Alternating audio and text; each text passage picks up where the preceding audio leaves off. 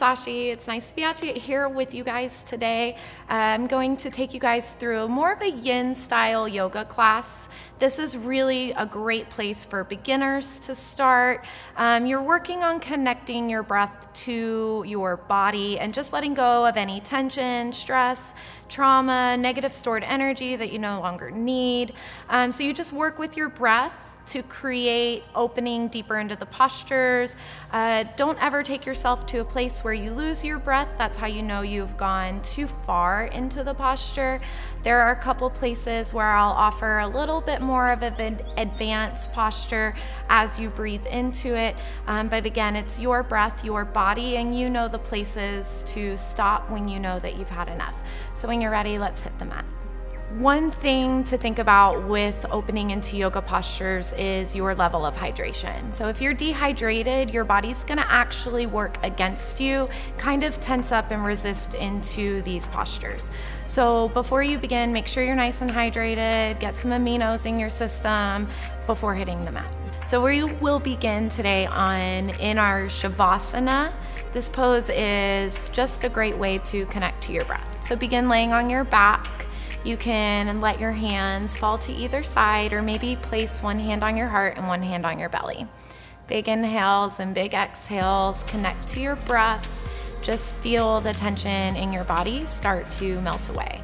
Try to clear your mind, clear your thoughts, any distractions that creep in, reconnect to the breath. So maybe you count the length of your inhale and exhale, or maybe you count the number of inhales and exhales. So the next posture we will begin to set up is Supta Baddha Konasana, or reclined hip angle. So your feet are gonna come together, your knees are gonna open nice and wide. This is also traditionally called butterfly pose, you may have heard it. And again, just begin to connect to your breath. This is a really big hip opener. So if it's too much under your hip, you can place maybe a block or a rolled towel under your hips just to relieve some of that pressure. So again, you never want to go so deep into these postures that you lose your breath. Just begin to breathe. You can keep your hands by your side, or maybe one hand on the heart, one hand on the belly. So next we will begin to set up our Utthita Hasta Padangusthasana, or reclined hand to big toe. So to begin setting up this posture, bring your right knee into your chest and give it a really big squeeze, and just allow your hip flexor to release first. A couple big inhales and exhales here. And then when you're ready, you will grasp behind your hamstring, straighten your toe to the sky. You have the option to bend and straighten your knee a couple times just to get some movement into the back of the hamstring before we move into the deeper variation of this stretch. You want to think about keeping your tailbone heavy on the earth and your shoulders drawing back down to the ground. So when you're ready, you can begin to walk your hand up the back of your leg, or if you have a strap or a towel available to you, you can drape that around the top of your foot and just draw the leg in closer. For those of you who are really flexible, you can continue moving up to draw your big toe, your peace finger around your big toe.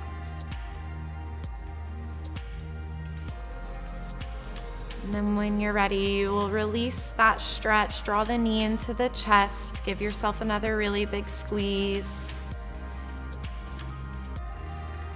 Next, we will begin to set up our half happy baby.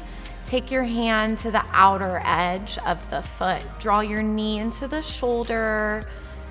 Again, tailbone heavy to the earth, shoulders drawing back down to the ground. Slight tuck of your chin, so you don't want your chin pointing way up to the sky. That will help release some of the pressure out of the back of the neck.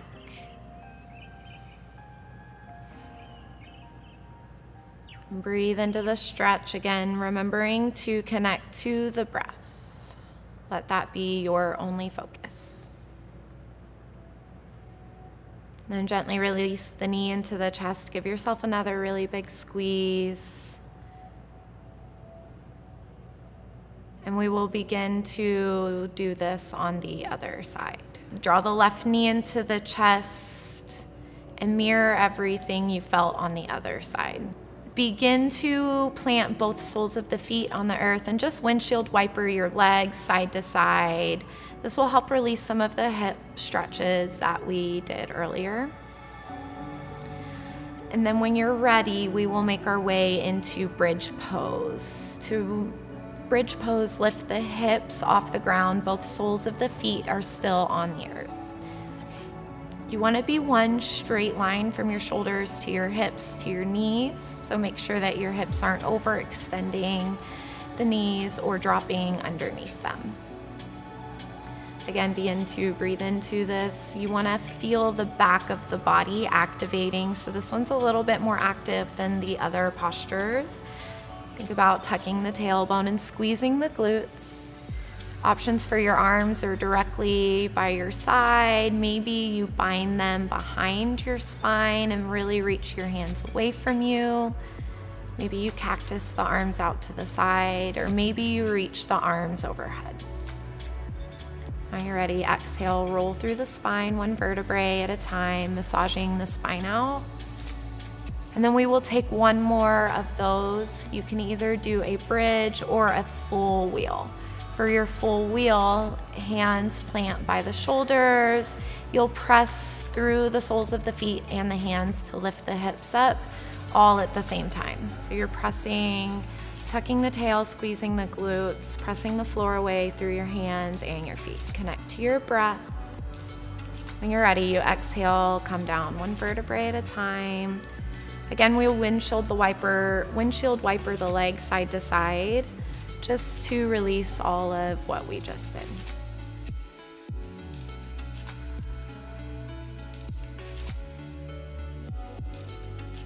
When you're ready, make your way up to box pose. We'll move through a few rounds of cat-cow. So to set up box pose, shoulders directly on top of the wrist, hips directly on top of the knees. Inhale, drop your belly, gaze to the sky. Exhale, round the tail,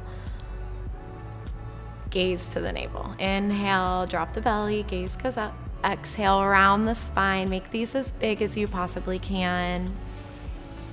And then exhale, settle back into neutral. Make your way into puppy pose. Walk your hands out in front of you. Keep your hips nice and high. Every exhale, just let your heart space fall to the ground a little deeper.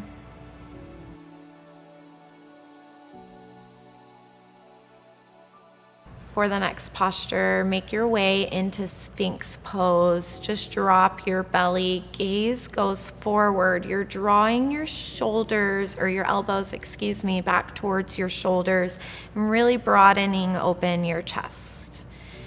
Think about tucking the tail or the chin straight forward instead of looking up or way down. And then lower yourself all the way to your belly. We will begin to set up half bow pose.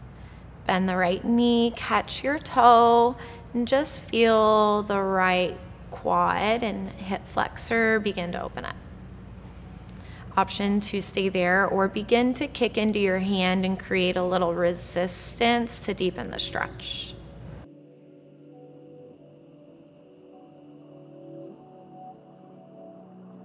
And from there, we will begin to set up our intense shoulder stretch. Take your left arm directly out to a T, shoulder, elbow, wrist, one straight line.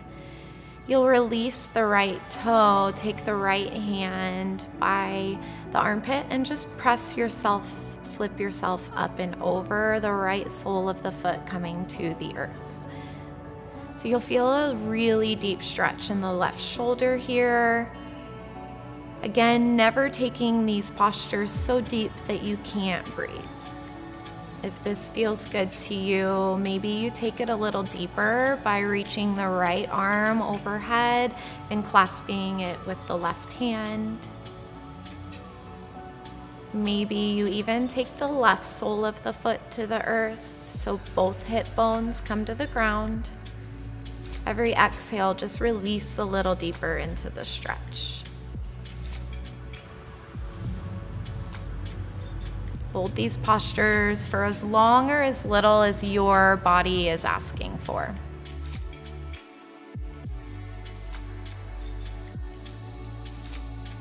Begin to unravel, connecting to the breath, windshield wipering the legs side to side. Make your way into the left side. Half bow first, and then intense shoulder stretch. We will begin to set up full bow next. Bend both feet, catch the ankles or toes. Option to just stay there and breathe, or maybe you kick your hands into your feet and create a little more resistance, lifting your chest and heart off the ground. Again, breathing into the stretch and only taking it into the depth of the posture that feels good in your body.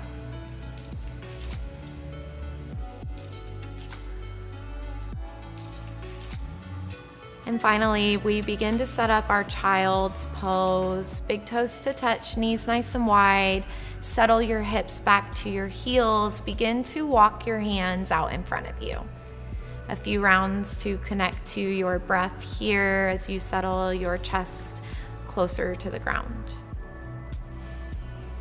Option to add on a shoulder stretch by threading the needle, right arm under the left shoulder. Begin to breathe. Making sure to mirror the left arm when you're ready. To close out our practice, make your way onto your back. We will finish with Shavasana again. So this is, we start and stop our practice with our Shavasana to allow everything to melt away. Find that sense of clarity. Remember that you are the only person that protects your own peace. So find it in these moments on your mat and just allow yourself to unwind. Thank you so much for taking your time to flow on the mat with me today. I really hope this encourages all of you out there who have never experienced yoga or maybe fearful of stepping in a studio. Maybe this is just a great way for you to start. This style of class, like I said before, is really great for any body. It will just help you to reset, restore, refocus. Like, share, subscribe, and let me know below how you liked this flow.